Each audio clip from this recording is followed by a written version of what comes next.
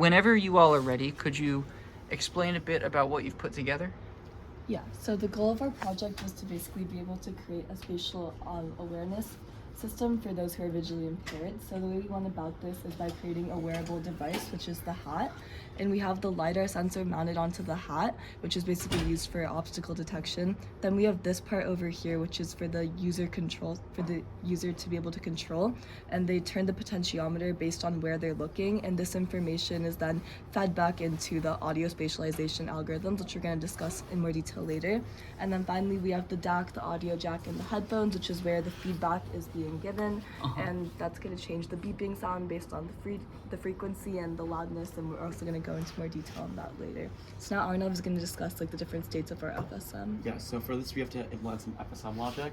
And then the way it works, so we have like 4 different FSM states. So like it's an init state, that really does nothing. You click like a button over here, and then that cycles through the different FSM states. So like the second FSM state would be basically like a sweeping function to figure out, like, so you'd be standing in one place, you'd be stationary and say like, okay, I'm just gonna do a sweep, see where the closest objects is, like where that angle is, and then you click the next button, and then it kind of like localizes as like at that position, so that becomes like new 0, and then the next, like the third FSM state would then basically be the spatialization. So you can, as you move or like from side to side, you would basically be able to hear the audio difference. Okay. And then the fourth one would be once you're like the fourth one would be like as you move closer to that object, you'd be able to hear it, the frequent, like how often the beeping sound is, like that would increase, and as you go further away it would like decrease. Okay, cool. And then one more button and it goes back. So Yeah, just to mention a bit of the intricacies, like when it comes to the proximity, it's measured by the relative distance. So like the minimum distance, it sets that, and then relative to that minimum distance is how frequent the beeps get. Okay. If it's like way farther away, then it'll actually be more noticeable how frequent the beats are. While if it's close, really close, then it's not really noticeable. Sure. Because it's like constant. Okay.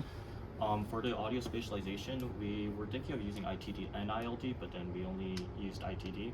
I think we discussed a bit about it, but for the purposes of demo, we set it to around 300 microseconds of difference between the 2 ears, and depending on whether it's to the right, then obviously the right will be a bit delayed, and then if it's to the left, then the left will be a bit delayed. And one problem we had is the fact that it's not as noticeable as we wanted it to be. So like if we use an amplifier, it is really noticeable, but then just alone, it isn't. We tried to use an op-amp to fix it, but then like the hardware issues, like it took way too long, and then we had to kind of scrap that idea. Nevertheless, you can kind of hear the difference. For the audio spatialization, what we did is the minimum distance is very like quiet, as in like, there's no sound, so you should know that, oh, that area is where like an obstacle is, so we should definitely avoid that.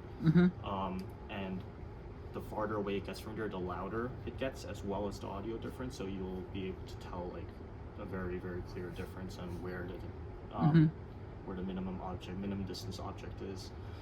And lastly, after we've like kind of know where that minimum object is, we can go to the proximity mode, and then we can just keep walking until we hear, oh, the beeps becoming frequent. That means that there's another minimum distance object nearby, which is when we reset and then do the scan again. So yeah, one problem we had is I really didn't like the use of the potentiometer, but then the magnetometer didn't really work. it was like very noisy, especially like we trusted like even like on our phones, like the magnetometer on our phones is just going all over the place. This lab, it's almost impossible to find magnetic north. So that's why we kind of had to scrap that and we're like, what do a potentiometer? And ideally it would have just been like a button on one hand, and then all of it is kind of automated as to the spatial awareness where it is, and then all we need to do is press the button and to tell the differences in distance and then where we're scanning and all that. But unfortunately, we just, like, for lack of equipment, we had to use this kind of So that's how you point where your head is yes, pointing. And because like we're using this for the visually impaired, right?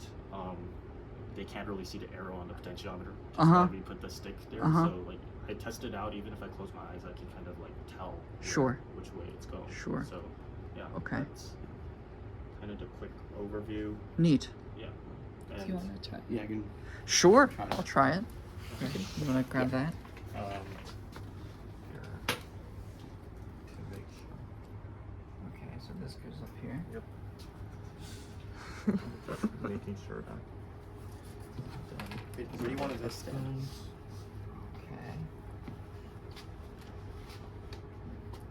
You can put this like on your left hand or whatever. Okay, and this point's where I'm looking. Yes, and then this is the button that you'll.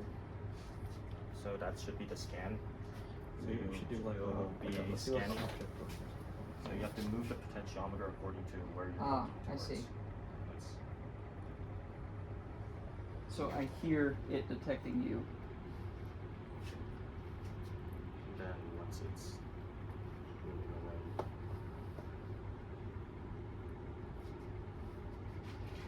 Very nice. Okay. And you can click again to kind of hear the audio proximity. Like the beeps will be a bit louder, but Yeah. the closer you kind of get to something, let's say, should be It increases. yeah. Yeah. increase in frequency. And then once you kind of pinpointed that, you can just reset and then do the next scan to kind of tell where So to go. let's see. Do it to there. So That now I'm in should scan be- mode. No, that should be the initial statement. Okay. So Yeah. I push again to get Yeah, into to scan. the scan. Then you'll kind of doing the scanning.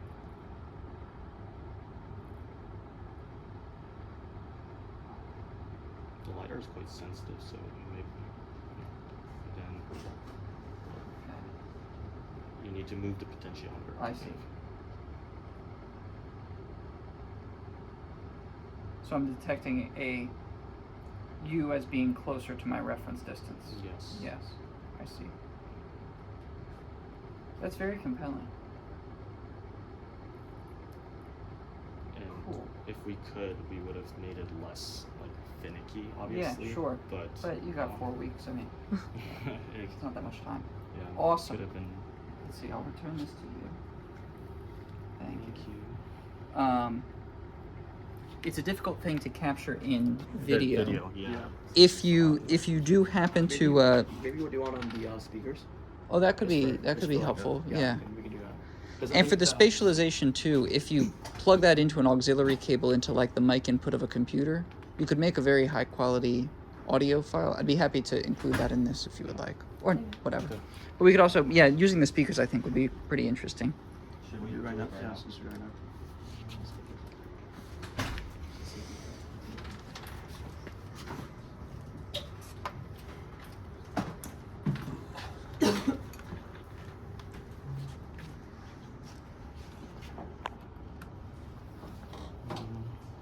Okay.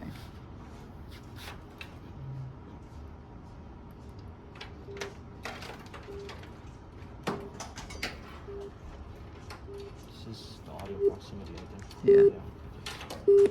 So this is the initial state. Uh huh. If we want to scan this, for the purposes, I'll just say that this is the minimum distance. Sure. So now you can, and then in the other way. Yeah. Uh-huh. So there should be a noticeable difference between whether it's left and then whether it's right. Neat. Yeah. And then once it's the audio proximity mode.